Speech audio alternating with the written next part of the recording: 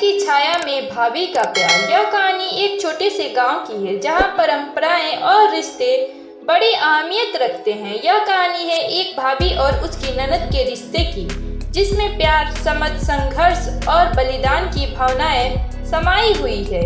इस कहानी में भाभी के दिल में ननद के लिए छुपा हुआ प्यार और उनकी ताकत व आत्मीयता को उजागर किया गया है। गांव के एक छोटे से घर में रहने वाली मधु और उसका पति राजीव एक खुशहाल जीवन जी रहे थे। मधु को शादी के बाद अपने ससुराल में ससुर, सास और राजीव के साथ रहने का बहुत अच्छा अनुभव था, मगर मधु के मन में हमेशा एक कमी सी महसूस होती थी और वह कमी थी राजीव की बहन नीलू के साथ के रिश्ते की। नीलू, जो राजीव की छोटी बहन थी, शहर में पढ़ाई कर रही थी। वह बहुत ही आधुनिक और स्वतंत्र विचारों वाली लड़की थी।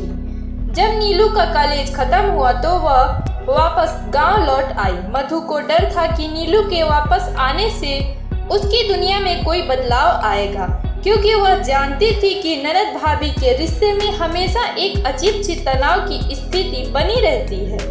नीलू गांव लौट आई और मधु को देखकर मुस्कुराई। भाभी, आप तो हमेशा इतनी खुश और प्यारी लगती हो, मधु ने मुस्कुराते हुए कहा। धन्यवाद नीलू, तुम भी बहुत बदल गई हो, राजीव ने कहा। अब हम सब एक साथ रहेंगे। लेकिन मधु को नीलू के आते ही समझ में आ गया कि यह बदलाव उनके लिए केवल बाहरी नहीं बल्कि भावनात्मक भी होने वाला था। नीलू की स्वतंत्रता और आत्मविश्वास ने उसे अंदर से असुरक्षित कर दिया था। नीलू का आना एक नई चुनौती बन गया था। जहां मधु का दिल ससुराल के हर काम में व्यस्त रहता था, वहीं नीलू की दुनिया अलग थी। नीलू को पढ़ाई और दोस्तों से बहुत लगाव था और वह घर के कामों से बहुत दूर रहती थी। यह बात मधु को अक्सर परेशान करती थी। एक दिन मधु ने नीलू से कहा, तुम अपने कमरे में ही क्यों बैठी रहती हो? तुम कुछ काम में मदद क्यों नहीं करती हो? नीलू हंसते हुए बोली, भाभी, तुम तो बड़ी परंपरावादी हो।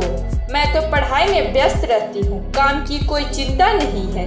मधु को यह बात चुभी, लेकिन उसने गुस्से से ज्यादा ध्यान नहीं दिया।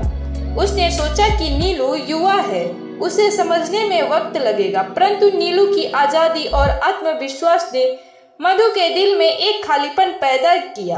वह सोचती रही कि कहीं न कहीं वह खुद को घर में अकेला महसूस करने लगी थी।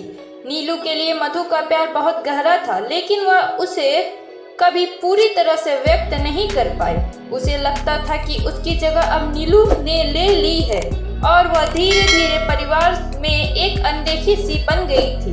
समय बीतता गया और एक दिन नीलू को पता चला कि उसके लिए एक अच्छा जॉब ऑफर आया है, लेकिन उसके लिए उसे शहर वापस जाना होगा। यह खबर सुनकर मधु को एक अजीब सा एहसास हुआ।